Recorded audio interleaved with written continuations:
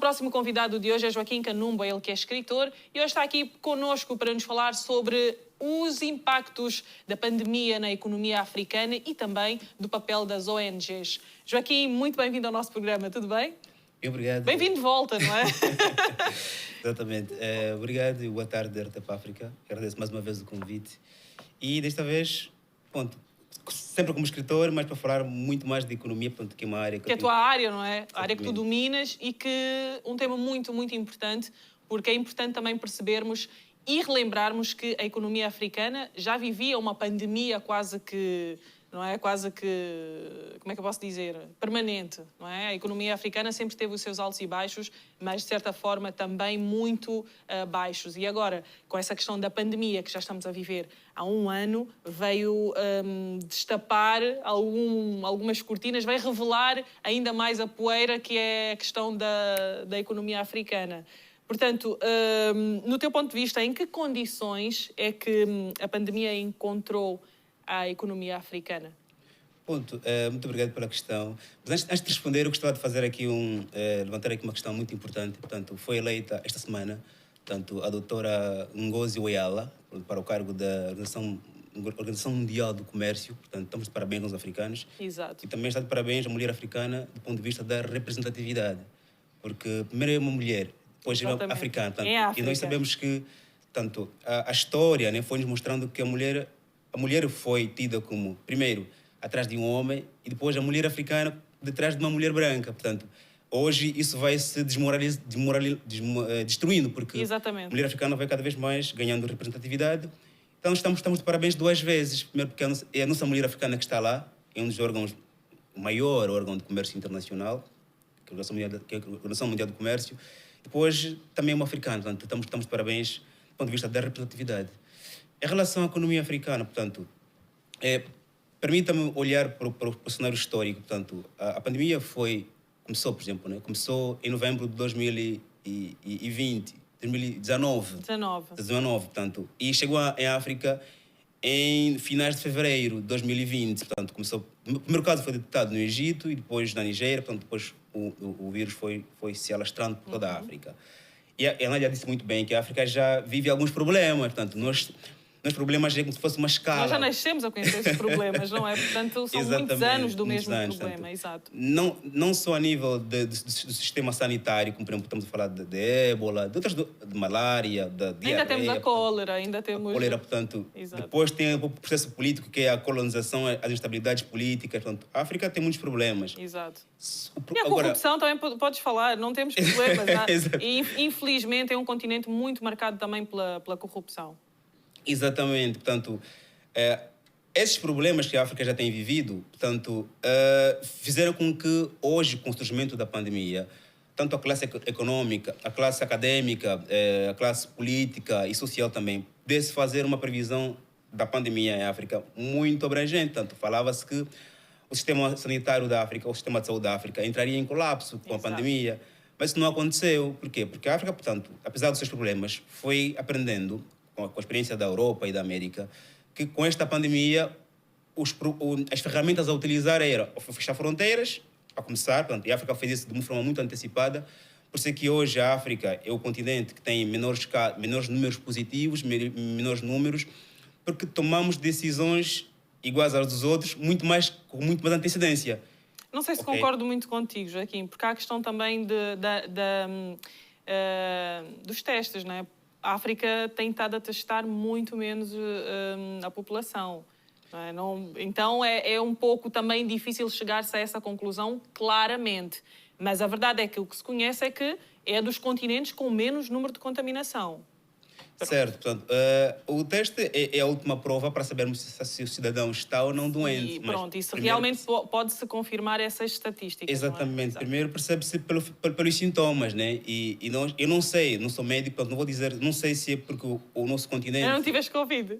Ainda não tive, já fiz vários testes, ainda não tive.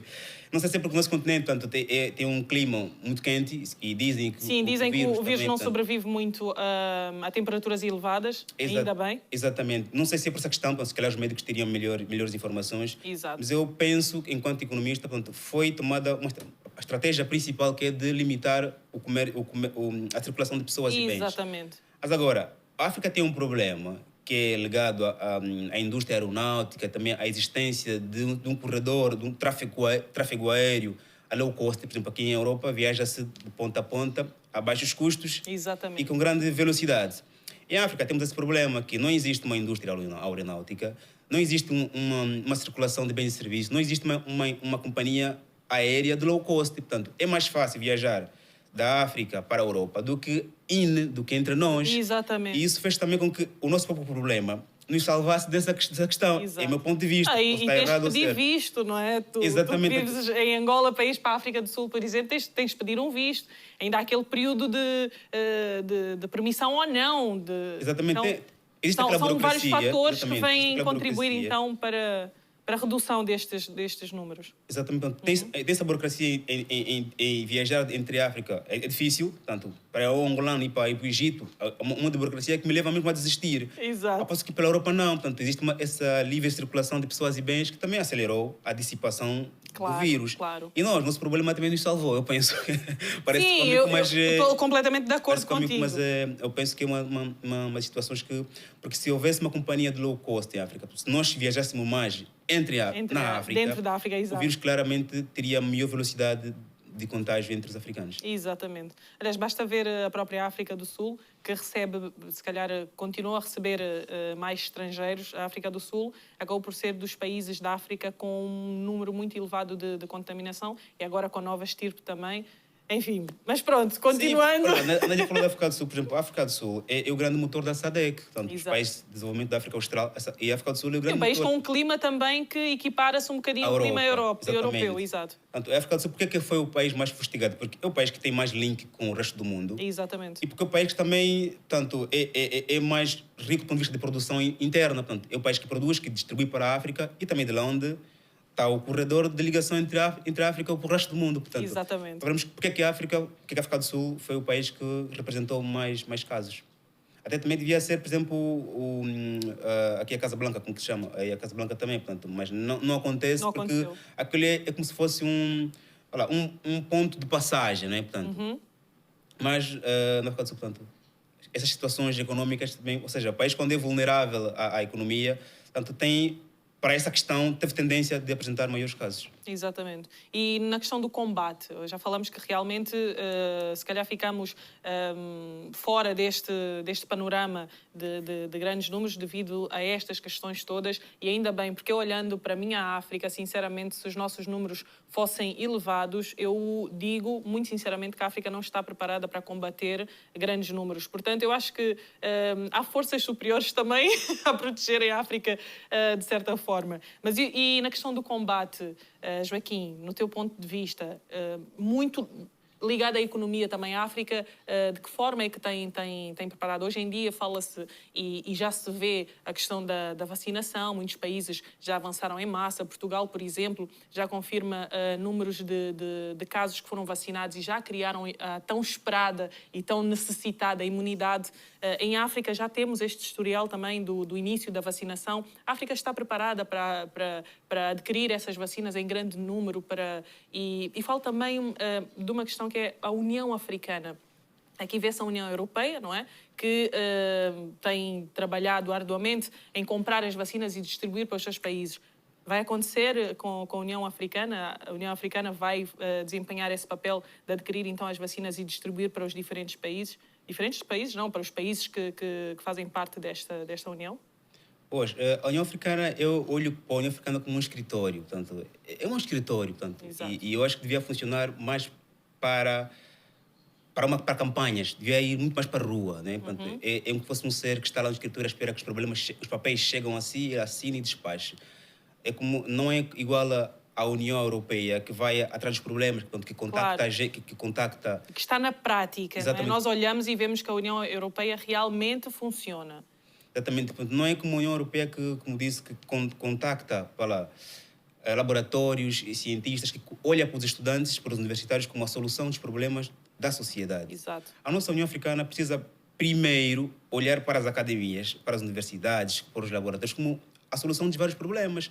Quem criou a solução para a pandemia são os académicos, são as universidades. Exatamente. Portanto, é necessário olhar primeiro para as pessoas, para os estudantes, portanto, universitários, como meios indispensáveis para a solução de qualquer problema. Nós precisaríamos ter uma indústria farmacêutica dentro da União Europeia, da União Africana, digamos. Portanto, precisamos primeiro olhar para as pessoas como, sós os doentes, também sós a solução. Portanto, a União Africana tem estado a descansar por quê? Porque a vacina vem da Europa, nós vamos comprar a vacina. Claro, o problema surgiu na Ásia, mas devíamos ser nós a produzirmos a nossa própria vacina. De forma se formos a ver os diferentes continentes, cada uma está na luta em produzir a vacina, ok? Já há várias no mercado, mas ainda há cientistas a trabalharem. Vamos para a Ásia, eles têm uma vacina. Vamos para a Europa, já há. Eu acho que a África também está capacitada, nem que fosse para apresentar uma proposta ao mercado, não é? Exato, porque assim... Mas é essa questão que tu dizes, estamos sempre à espera que alguém traga. Exatamente, porque a demanda, a nossa procura, quem vai responder pela nossa procura de vacina devíamos ser nós mesmos. E não é falta de pessoal capacitado. Não é falta de pessoal capacitado. Eu acho que também existe um certo descanso de alguns indivíduos que deviam trabalhar mais. Porque a própria Europa vai primeiro priorizar os seus países vizinhos. Exatamente. Com relação à vacina. E nós temos que esperar que a vacina reste para nós. Claro, temos dinheiro para comprar vacina, mas isso não nos resta. Resta-nos produzirmos para nós mesmos. Isso vale para todos os setores da economia, tanto da alimentação, de vestuário, tudo o que nós precisamos. Temos que produzir. Porque se dependemos que a vacina, pelo menos, seja distribuída primeiro pela África toda, se restar para nós, porque agora vemos que ficaremos sempre a depender e sempre vistos como pessoas que não produzem, mas sempre consomem. Isso não é verdade. Nós temos cérebro, temos pessoas que produzem, têm muita vontade de produzir. Temos indivíduos acadêmicos que produzem meios em pequena escala, mas precisam ser vistos de forma a produzirem em larga escala. E eu penso que a criação de uma vacina dessas, para nós não é impossível. Claro. É que faltam-nos meios. E para produzir vacina precisa-se de um laboratório, por exemplo. Exatamente. Temos uma universidade de medicina. Aqui não há laboratório, não produziremos vacina nenhuma. Só teorias não se faz ciência. Só com teorias não se faz ciência. Exatamente. Até é um desafio que a África podia lançar a si própria. E, obviamente, há capacidade para isso, pessoal. E tu falas em laboratório, há capacidade de se criar um laboratório em África. Quando digo em África, não é que cada país tem que ser o seu laboratório, mas a União Africana em si podia criar um laboratório em condições para os académicos, como tu disseste muito bem, pudessem tentar desenvolver uma vacina. É uma questão de oportunidade. Não estarmos sempre à espera das doações ou à espera que a Europa vai fazer, então esta é que é boa. Eu acho que falta-nos o autodesafio, não é? A África tem que olhar para si e dizer, não, eu tenho capacidade e eu vou fazer, eu vou tentar, assim como muitos outros países estão a fazer. Sim, eu só destaco uma questão. Eu acho que o nosso problema acaba por ser o quê? Só pensa nos académicos quem teve um currículo académico. Muitos dos nossos líderes estão lá por consequência do processo de guerra civil, de colonização. Exato. São guerrilheiros. É como o Mena diz, temos que começar a largar a cadeira, já está muito quente. Exatamente. Porque... Dar oportunidade à malta jovem, porque é assim, os tempos mudam, as mentalidades mudam, os ensinamentos mudam. Então é muito importante começar a investir na malta jovem, como tu dizes muito bem. Olhando agora para os jovens, têm tido um contributo espetacular nesta questão da pandemia. Não são os mais velhos do tempo da guerra que estão a desenvolver a vacina. Ok, tivemos a guerra onde... os militares tiveram a dar a sua... Esta aqui é uma luta científica, não é? É uma luta científica de cientistas... eu estou a falar da malta jovem, mas todas as idades. Então, que se invista realmente... E depois isso também é uma questão de afirmação a nível mundial. Quando você surge como alguém que resolveu o problema global, portanto, tem uma questão de representatividade. Para nós era muito bom se a vacina viesse de lá. Portanto, para nós seria mais não é? Exatamente. Estaríamos ali nas 5 estrelas. Exatamente. Mas eu ainda tenho fé, porque, pronto, já estamos há 1 ano a viver a pandemia. Tenho fé que a África também dê um salto. Eu gosto de ter fé. A fé move montanha. Portanto, exatamente.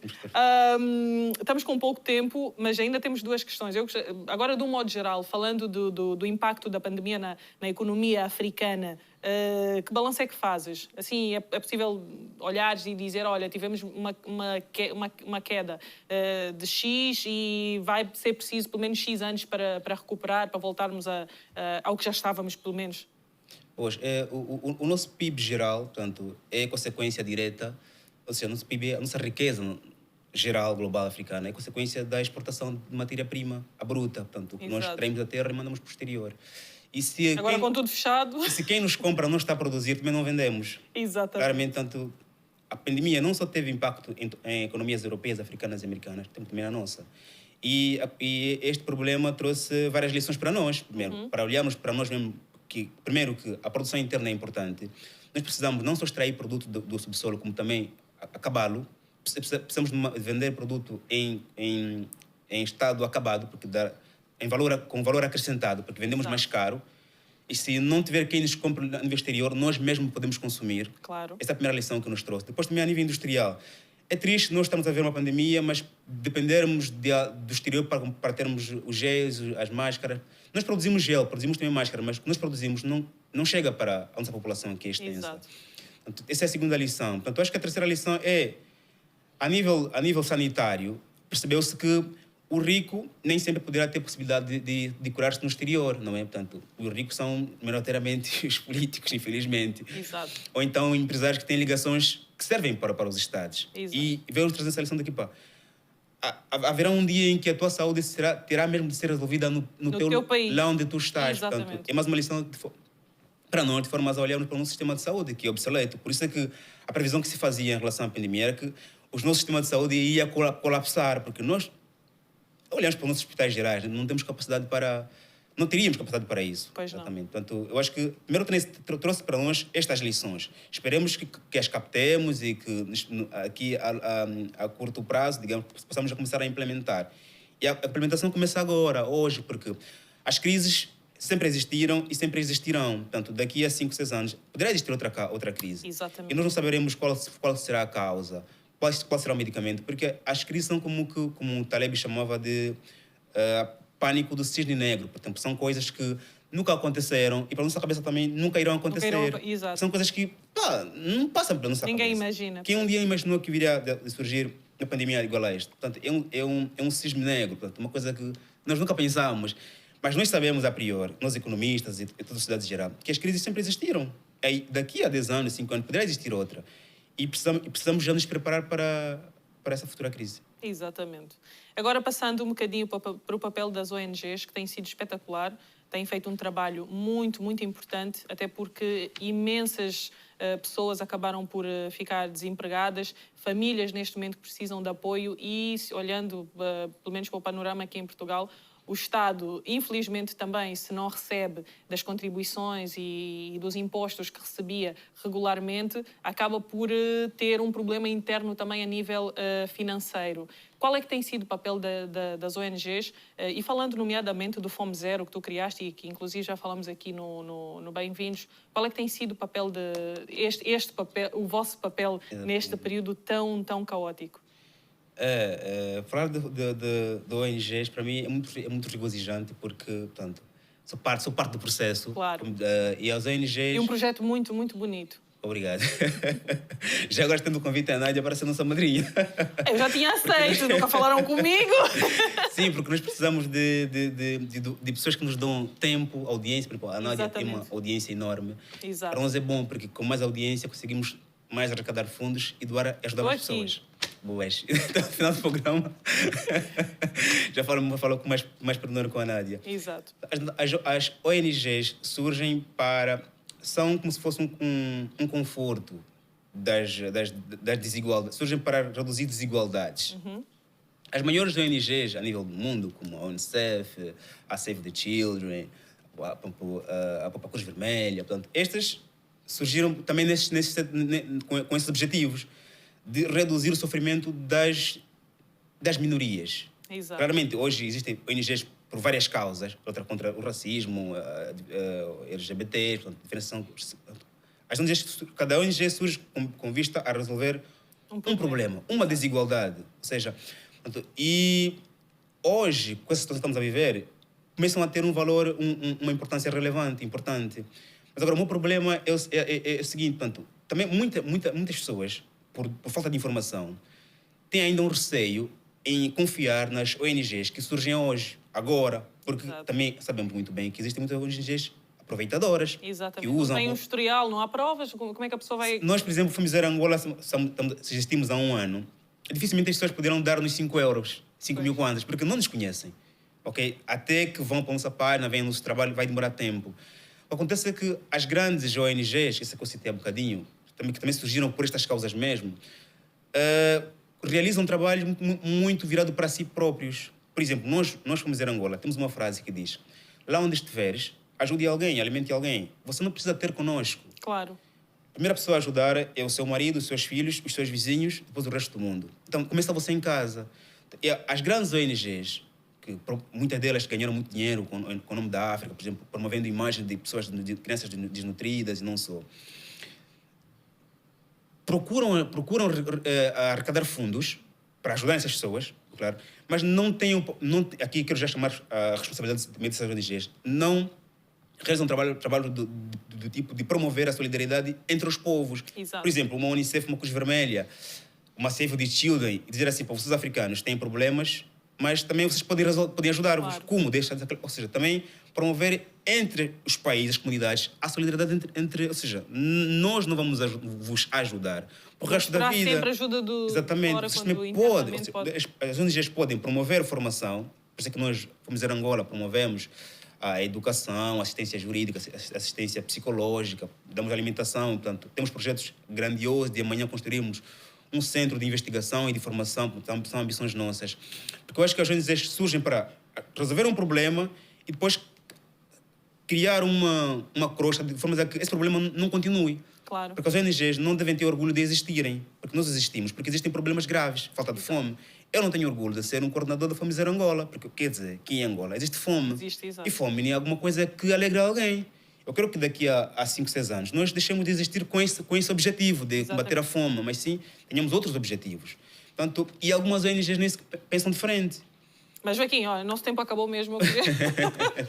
Partindo assim já para a pergunta muito rapidamente. Porque mas hoje, portanto, qual tem nós sido temos exatamente o papel das ONGs? Portanto, continuamos com o mesmo objetivo de reduzir as desigualdades, mas hoje é mais difícil porque as pessoas também não têm. Claro. As pessoas que nos dão também não têm. Exato. Então, temos que pedir o mínimo que têm para nos ajudarem. E hoje penso que todos nós precisamos olhar para as ONGs como uma solução de muitos problemas. Lá onde você não pode chegar com o teu 5 euros, aquela ONG pode chegar. Portanto, ajude que...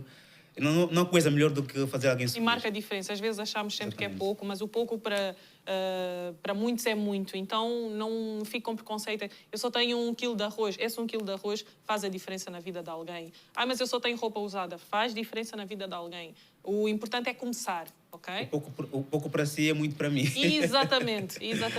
Joaquim, gostei. Tens que voltar mais vezes. Gostei muito de conversar contigo. Foi super muito positivo. Gostei imenso de poder voltar. Não, mas vais voltar. Isto, a madrinha...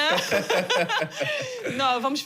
Eu tenho certeza que é um quadro que os telespectadores lá em casa vão desejar voltar a ver e, obviamente, eu como apresentadora também senti-me muito bem em ter este tipo de conversa contigo. Tu falas bem, uma conversa muito clara e objetiva, portanto, estás convidada a voltar. Tá obrigado. Joaquim, muito obrigada. Permita-me só mandar um beijinho, um abraço. Sim, muito rapidinho, Joaquim, muito rapidinho. Ao meu pai, à minha mãe, Francisca Daniel, e meu pai, João Canumba.